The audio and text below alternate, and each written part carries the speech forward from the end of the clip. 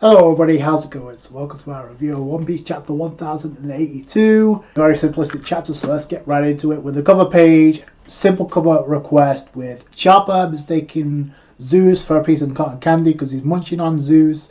You got Prometheus in the background, and it's very similar to what we got with the last cover request, where we had Luffy watering a sunflower, and you also have Prometheus on that cover page too. So that was kind of interesting. Start off the chapter, and this honestly feels so random, but this goes to show you the influence of Buggy being an emperor, now having the bounty on the Marines' heads. This is where you see the ramifications of that, because we find out that Vice Admiral T-Bone, if you don't remember, he was the guy that got taken down by Zoro pre-time skip on the way to Enies lobby. So we find out he's been quote-unquote killed. Now we don't know this for sure, but the interesting thing is the Navy refused to comment on the details of the incident, and I'm like, why? Is there something going on here? We go to Marine HQ, and we see that Sengoku and Suru are having a conversation about this, and the way it looks to me is like wherever T-Bone was at, and it looks like they're at Pepe Kingdom, and the way the Sengoku describes it is, oh, the civilians were sworn to protect are stabbing us in the back, which I think is kind of key here. So the fact that Suru just name dropped Pepe Kingdom, we may see that kingdom because it was described as a kingdom that's suffering from starvation. There's no food to go on there, so obviously because of the bounty, they obviously tried to take advantage of this. And now Sengoku realizes we may have just underestimated Buggy and this move he made with the Marines, putting the bounties on their heads. Because if this is true that T-Bone was taken out, then that's going to cause a problem for not just them, but also the morale of the Marines as well. One of their primary acts is to stop Cross Guild and to take them down pretty soon. Then Hino walks into the conversation and brings them up to speed about Garp, what he's doing, trying to get Kobe back from Blackbeard on Full Lead Island. And also Hino mentions that Kukaju's also with them, the granddaughter of Suru, so I don't know if they're going to go there to back him up or just to stop this from going any further. I don't know. It could be very reminiscent to what we got at Marineford when Sengoku and Garp teamed up against Teach. It could happen again. I don't know. But then we go to Cross Guild headquarters. So it looks like they've had a new place to camp out, so that's pretty cool. Anyway, we see the gentleman who was quote-unquote responsible for taking down a Vice Admiral T-Bone, and he's like, oh, thank you. So it looks like his family got paid because of his obviously taking down a Vice Admiral. So the crazy still shot the Marines, they'll have your head, so obviously why don't you join us? And this is where it kind of gets iffy here.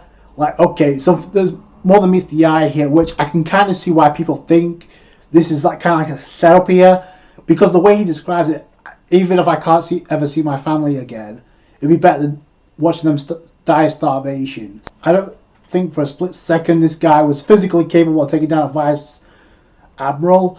So what I'm thinking is, and usually the simplistic reason is more or less the right reason, so I'm just going to go with the simplistic reason, and I'll give you my other reasoning. So the first option is basically because T-Bone was in this kingdom, we don't know why was a Vice Admiral there in the first place if he wasn't there to offer protection. Maybe they used that and decided to betray him and actually put maybe some type of poisoning to actually kill him off, because I don't see him physically taking down a Vice Admiral. So that's one option. The other option is this guy is not who we think he is, and he's in disguise trying to infiltrate Cross Guild, because as they literally just said, the Marines just said, Cross Guild is a top priority, bringing them down, which is another point I'm going to go back to. So I want you to keep that in the back of your minds, because I'm going to go back to that by the end of this. They recruit him into the fold, and then they get word that Buggy's ship is finally ready to set sail, bringing out Buggy's new ship. It looks awesome, although Crocodile and Mihawk seem to think different. The interactions here is hilarious, because they're like, you expect us to ride this thing? Hell no, we need to talk back here, so we know what's coming. And boy oh boy, Buggy pays the price. His head's hanging up against the wall, while Mihawk and Crocodile are talking about, oh, public awareness is growing because of the Cross Guild. As they plan, the Navy is starting to understand the threat we pose. And then Mihawk, and I want you to pay close attention to this, because Mihawk is like, we need to have unparalleled influence to form our utopia and become a strong military state. Before all that, we need to establish our overwhelming power, right? It's interesting. I'm going to go back to this because we know the reason why Mihawk actually agreed to join the Crocodile in the first place. Because there's a lot of people actually calling out Mihawk, concerned he was about taking on the rest of the Yonko and their crew. But their Buggy is actually calling them out. It's like, no, you got it all backwards. We need to wealth, fame, and power, right? So, which hint of the opening of the series. So, he's actually trying to coach them on. Now, tell me, what did you guys want to be back then, 24 years ago, the day that Roger was executed? We go back and we see that Buggy, and this is an interesting character moment for Buggy, because he's like, when I stayed with Shanks, he shone so brightly with potential. I knew I couldn't measure up, so I let go of my real dream. But Buggy's the one that called out Shanks, because Shanks didn't want to go and pursue the One Piece and become king of the pirates. Because they both said, they were both on Roger's ship, they both said they were going to set sail with their own separate crews and seek out Laughdale themselves with their own crews. That's what they said, but Shanks gave up on that dream for some reason, and Buggy's the one that coached him and called him out like, no, you said your crew will reach Laughdale one day. So that's spawned a spark in Shanks. Now, I don't know if it took him 24 years later to realize, okay, now it's time. Because of Luffy's influence, or because if he wanted to become king of the pirates back then, because of what Buggy said, then why has he been waiting all this time? But because of this, Buggy's calling both Mihawk and Crocodile out. It's suicide, but I do appreciate what Buggy's trying to do here. That no good Shanks is finally making his move, but what good is it now? I don't know why, but somehow through luck or chance we're on equal footing again, which is true because they're both Yonko now, and obviously it's been by complete luck and because of his history with Goldie Roger. I mean, whatever reason is there. But then he literally blurts out, I want to become king of the pirates. Mihawk and Crocodile, this troubled face, like, what the, are you serious? Now, Crocodile, I don't know what his motivations are, but Mihawk, I said this momentarily, but Buggy's like, why stop now? We can go and claim the ultimate treasure. Crocodile's like, yo, this is serious business here. This is not a joke. You realize what you're saying here? And Mihawk, and this is key here, Mihawk said, he knows, like, you think we're going to carry you to the top? And the thing about this is that Buggy's crew is overhearing this over the Denden Mushi. So whatever happens now is set in stone. This is where people are trying to call out Mihawk, because he says, you really expect us to just go and pick fights with Shanks' crew, with Teach's crew, with Luffy and his crew, 3 Yonko and their crews? Do you honestly expect us to pick up the fight? And there's a lot of people that want to call Mihawk out about that, but here's the thing, and I said this earlier, to what we know of, had no intention of hunting down other Yonko to aid another pirate in becoming king of the pirates. Okay, because the reason he joined Crocodile was because he wanted to be left alone from the Marines for pursuing him, because he wanted to be left alone in peace. That's literally what we found out. So that's number one. Number two, Mihawk is not stupid. He knows, like, it's not just Shanks he'll be going up against. It's his crew. It's Shanks and his entire crew. They only have Crocodile and Mihawk, and I like this moment for 2 reasons. One, it shows, like, okay, even Mihawk is realizing this is serious business here. So that's picking 3 fights with 3 other Yonko and their crew. So that's kind of like cautious of Mihawk to realize, okay, as strong as he is, that's probably not in the cards right now, because that's above them right now. So I like that, because it's realization from Mihawk. He's not claiming to be the strongest or be stronger than Yonko. He may be up there, because Buggy's not going to be doing most of the fighting. Him and Crocodile aren't going to be enough for this. So the other reason why I like this may lead to something I've been pushing for, and that is an alliance with the former Shishibukai that have been hunted by the world government. Cross Guild are in the Marines' sights, especially now. So maybe this is another way that they're going to bump into other Shishibukai. I've been saying that for I don't know how long, because of what happened with Boa Hancock. Boa Hancock may reluctantly join up because it offers protection and it offers a better chance of taking the government down if she's allied with someone stronger than herself.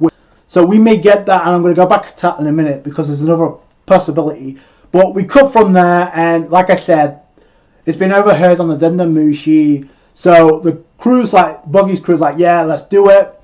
Mihawk and especially Crocodile are pissed. I don't know what Crocodile's motivations is, but it's obviously not to become king of the pirates or claim the One Piece, because if it was, then he would be reacting this way.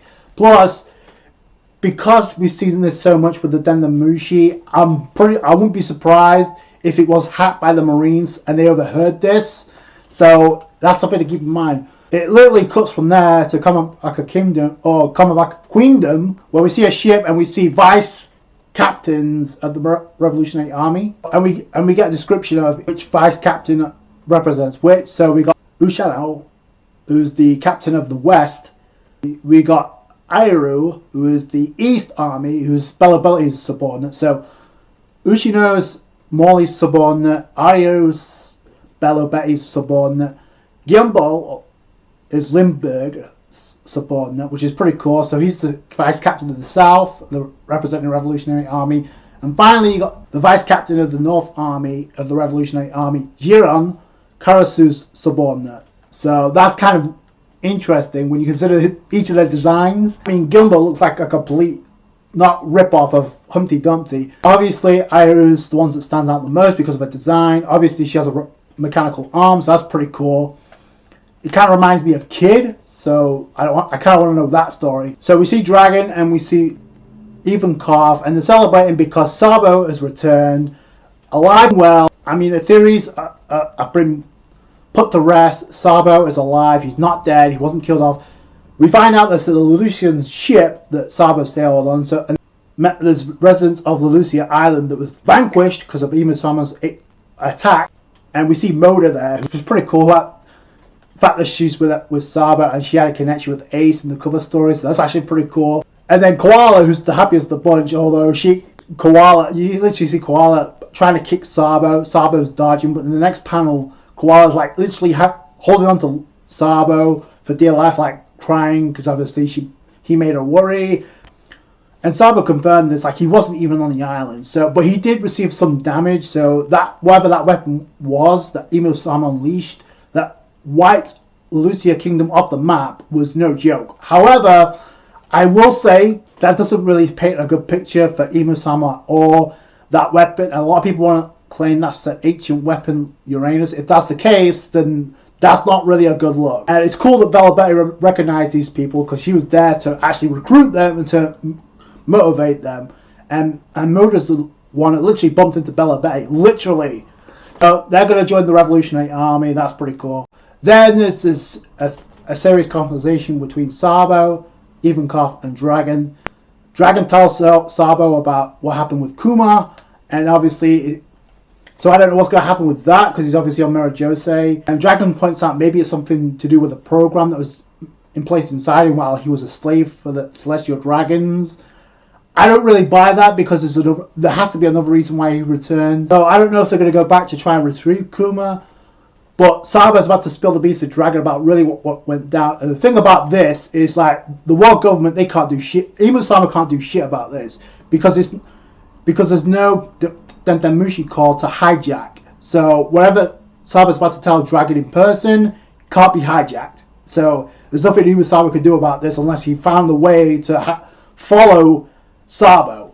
Now that's the way the chapter ends. So are we going to find out what happened in the next chapter with Sabo, the Reverie? We could, or if we don't, that's not really a problem because we're going to find out what happened anyway, because Bonnie, it was teased that she was going to spill the beans anyhow, and she was also at the Reverie.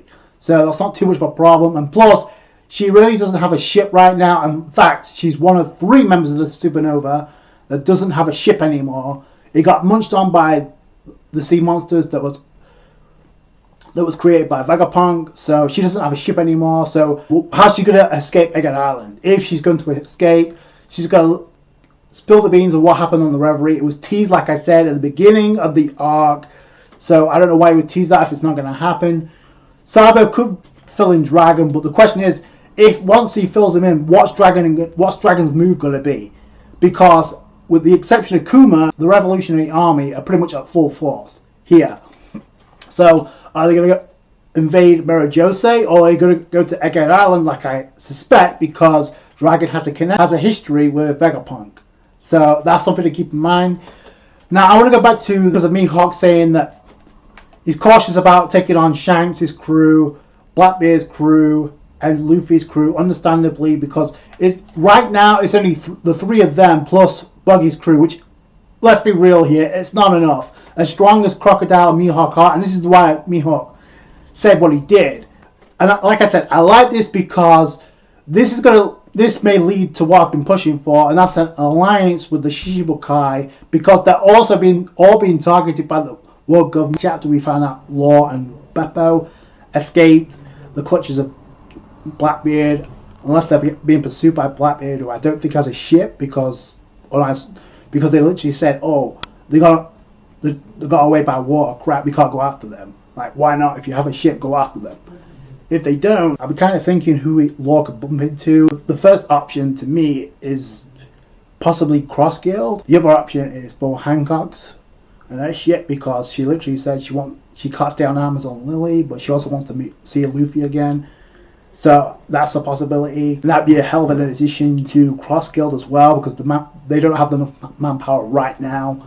Law will be an addition to that as well, because if he bumps into them, then there you go. That's another form of Shichibukai who's also being targeted. And the Polar Tank is history, so he has no way to travel anymore. So that's something to keep in mind. It's possible. I really like this chapter because it sets the tone right now, because now we have all four Yonko in play, and we know they're all gunning for the same thing, the One Piece. They're heading for Laughdale, so it's going to be a collision course from here on out. So I can't wait to see what happens. That's going to do it for you guys. Thanks so much for watching. Like the review if you did. Thumbs up, I appreciate that. Subscribe to the channel for more One Piece. Catch you guys later. Thanks, guys. Bye.